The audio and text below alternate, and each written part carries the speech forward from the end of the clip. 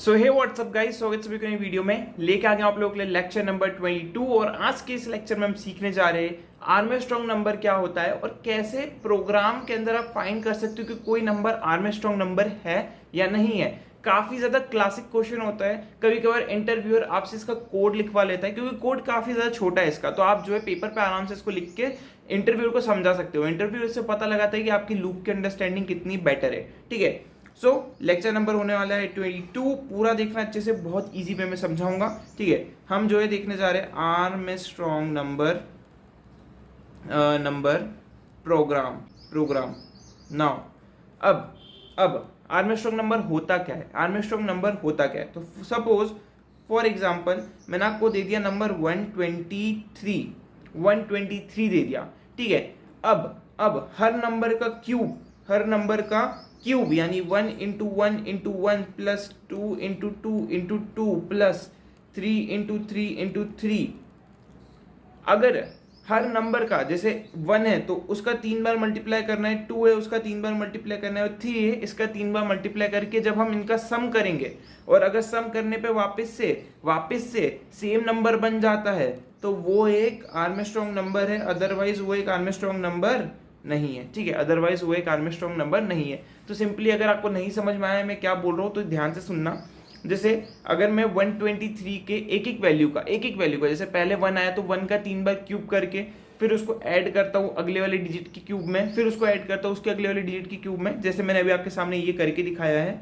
ये अगर इनका पूरा सम वापस से मुझे सेम नंबर देता है तो वो आर्मस्ट्रांग नंबर है। वैसे तो 123 नहीं देगा ये, क्योंकि इसका सम होने वाला है 1 plus 2 into 2 4 into 2 8 plus 27। Okay, आप ऐड करके देख लो तो इसका आ जाएगा आपका अराउंड कुछ 28 और 36, अराउंड 36 इसका आंसर आपका आ जाएगा, जो अगेन 123 के बराबर नहीं है, 123 के बराबर नहीं है। तो ये एक आर्मस्ट्रांग नंबर नहीं है। भैया कौन सा नंबर आर्मस्ट्रांग नंबर है उसका भी एग्जांपल दे दो। 153। ओके, 153 एक आर्मस्ट्रांग नंबर होता है। कैसे? देखो 1 का 3 बार मल्टीप्लाई प्लस 5 का 3 बार मल्टीप्लाई प्लस 3 का 3 बार मल्टीप्लाई कितना होगा? ये हो जाएगा 1, ये हो जाएगा 125, ये हो जाएगा 27, तो ये हो जाएगा अराउंड 1, ये दोनों का सम होगा तो हमारा हो जाएगा ये 152 प्लस 1, ये हो जाएगा 153। सो अराउंड इन सब के क्यूब के सम को मिलाकर वापस से मेरा सेम वैल्यू बन रहा है। ठीक है, सेम वैल्यू बन रहा है। ठीक है, एक सेकेंड, इसको मैं रिमूव करता हूँ, इसको प्रॉपरली अच्छे से बनाते हैं यार। ठीक है, ये मेरा सेम वैल्यू बन रहा है। सो ये एक आर्मस्ट्रांग नंबर है। अब भैया इसका प्रोग्राम कैसे करेंगे और कैसे एक एक नंबर का हम क्यूब निकालेंगे वो थोड़ा बता दो, समझाता हूँ। देखो बहुत ईजी है, कुछ बड़ा काम नहीं है। ठीक है, अब जब भी हमें किसी नंबर को एक एक करके सेपरेट करना होता है तो हम सिंपली उसको 10 से डिवाइड करके उसका रिमाइंडर निकाल लेते हैं। भैया कहना क्या चाहते हो? सपोज मेरे को 153 है। ठीक है, अब मुझे इनके एक एक डिजिट को अलग अलग करना है, जैसे मुझे 3 को अलग करना है, 5 को अलग करना है, 1 को अलग करना है। तो कैसे करूंगा? तो मैं सिंपली क्या करूंगा, 153 डिवाइडेड बाय 10, 1 जार 10 जार 53, 5 जार 50, आंसर आ जाएगा 3। मेरा रिमाइंडर बचा 3, मेरा पहला नंबर मुझे मिल गया है। ठीक है, पहला नंबर मुझे मिल गया है, ये मैंने 3 को सेपरेट कर दिया। सेम एज वापस से मैं अगले 2 डिजिट यानी ऊपर वाले क्वेश्चन को फिर से मैं डिवाइड कर दूंगा, किससे? 10 से मैं डिवाइड करूंगा तो 1 जार मिल गया 5, सेकेंड डिजिट हमें मिल गया। सेम एज 10 को मैं फिर से डिवाइड कर दूंगा, किससे? 1 से, अगेन मुझे लास्ट वैल्यू भी मिल गई। तो हमने सेपरेट तो कर लिए भैया डिजिट, अब इनको मर्ज भी तो करना है मल्टीप्लाई करके, तो करेंगे कैसे? ठीक है, इसको प्रोग्राम के फॉर्मेट में समझाता हूँ तो ज्यादा बेटर समझ में आएगा, राइट? तो कौन सा लूप यूज करना है? तो यार हमें नहीं पता कि कौन सा नंबर कितनी बार 10 से डिवाइड होने वाला है, राइट? तो हम फॉर लूप का यूज नहीं कर सकते क्योंकि हमें स्टार्टिंग और एंडिंग पॉइंट नहीं पता है। तो हम किस चीज का यूज करेंगे? Simple while loop. जब हमें कोई कंडीशन नहीं पता कि वो कितनी बार चलने वाली है तो हम व्हाइल लूप का यूज कर लेते हैं। व्हाइल लूप, ठीक है, व्हाइल लूप मैंने इसको बोला कि जब तक मेरा एन ग्रेटर है 0 से, देखो इस डिवाइड के बाद ऊपर क्या वैल्यू बचेगी? 0, मतलब वो 0 हो जाएगा, तो कोई भी नंबर 0 तक आएगा ही आएगा। ठीक है, सो जैसे ही वो 0 हो जाता है लूप को रोक देना है। मैं क्या बोलता हूँ, एक इंट रिमाइंडर नाम का मैं एक वेरिएबल बनाऊंगा जिसके अंदर मैं क्या बोल रहा हूँ कि n का मॉड्यूलो निकालो। ये साइन क्या देती है हमें? हमेशा रिमाइंडर निकाल के देती है, यानी ये नीचे वाली वैल्यू, ये वाली वैल्यू हमें निकाल के देती है।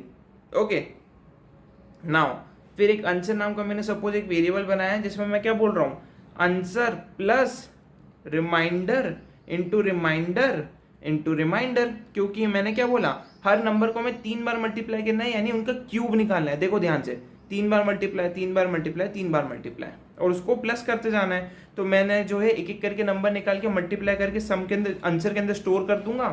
ठीक है, आंसर के अंदर स्टोर कर दूंगा एंड देन उस नंबर को अगेन 10 से डिवाइड करके ऊपर वाली वैल्यू में निकाल दूंगा। ये ऊपर वाली वैल्यू दे देगा हमें। ठीक है, ये वाला जो चीज़ है ये हमें ये वाली वैल्यू दे देगी। ठीक है, ओके, तो ये वाली वैल्यू हमें दे देगी और ये वाली चीज़ हमें ये नीचे वाली वैल्यू देगी। ओके, तो कुछ इस तरीके से।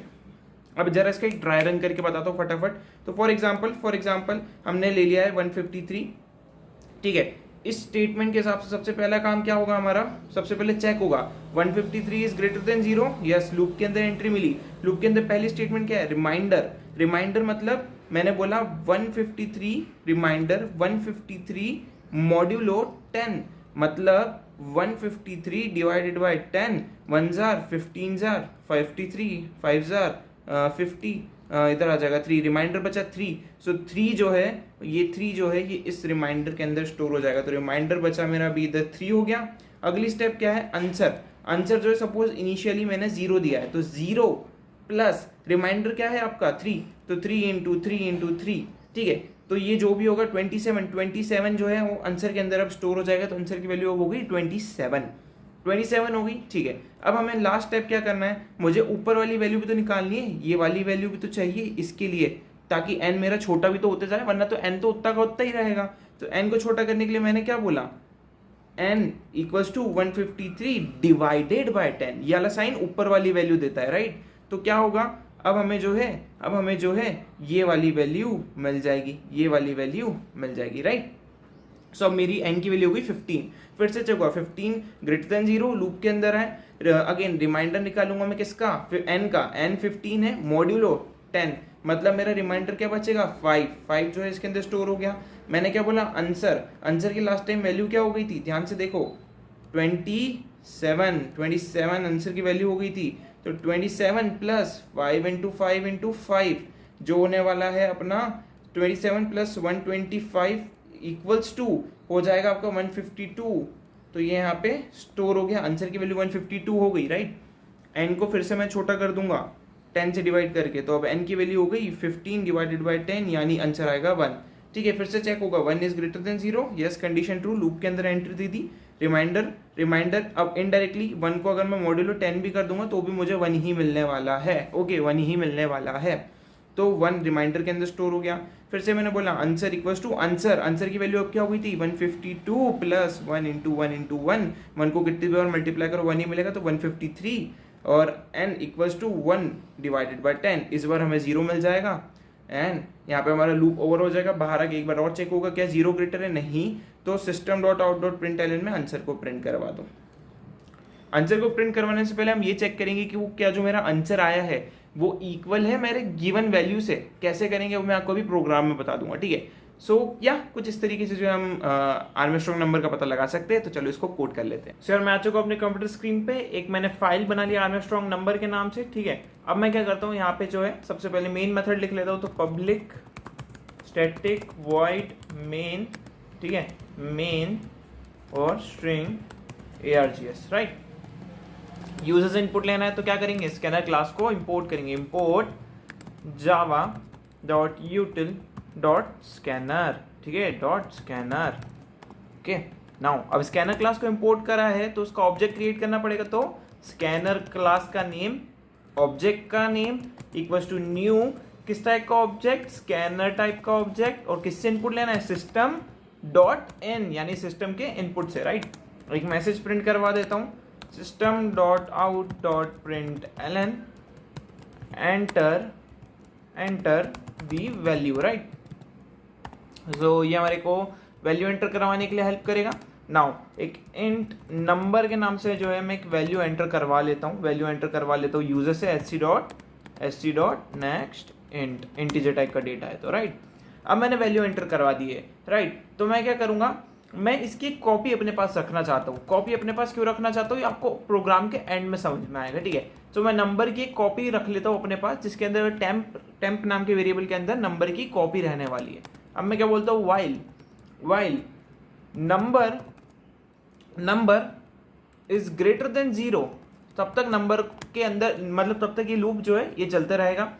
इंट रिमाइंडर नाम का मैंने वेरिएबल बनाया, जिसमें बोल रहा हूँ कि नंबर मॉड्यूलो 10, ठीक है, जिससे हमें एक एक वैल्यू मिलती जाए। एक इंट आंसर नाम का वैल्यू बना देता हूँ, ठीक है, and answer equals to answer plus remainder into remainder. Okay, 3 बार रिमाइंडर लिखेंगे, इसको मैं कुछ इस तरीके से कर देता हूँ तो और बेटर समझ में आएगा और बेटर दिखेगा आपको। और ये इक्वल्स टू है। एक मन में क्वेश्चन आएगा, भैया याला इंट यहाँ पे लिखा है और याला इंट बाहर क्यों लिखा है, आंसर को बाहर बेसिकली क्यों डिक्लेयर करा गया। सिंपल सी बात है, ये वाला रिमाइंडर जो है हर बार चेंज हो रहा है, हर बार जो है मेरा रिमाइंडर जो है उसकी वैल्यू अलग अलग होने वाली है, बट मेरी आंसर की वैल्यू जो है वो ग्लोबल रहने वाली है। जैसे ही मैं इस लूप के बाहर फिर रिमाइंडर को बुलाने की कोशिश करूंगा तो कभी बाहर आएगा ही नहीं, यानी हमें एरर मिलेगी। मैं आपको ये कॉन्सेप्ट जो है आगे जाके समझाऊंगा, क्या कॉन्सेप्ट है लोकल ग्लोबल का, ठीक है। So don't worry about it, ठीक है। नाउ अब मैंने जैसे ही अपनी रिमाइंडर की एक वैल्यू निकाल ली, तो मुझे नंबर को छोटा भी करना पड़ेगा। तो मैं क्या करूंगा, नंबर इक्वल्स टू नंबर, उसको डिवाइड कर देंगे 10 से, तो हमें ऊपर वाली वैल्यू मिल जाएगी।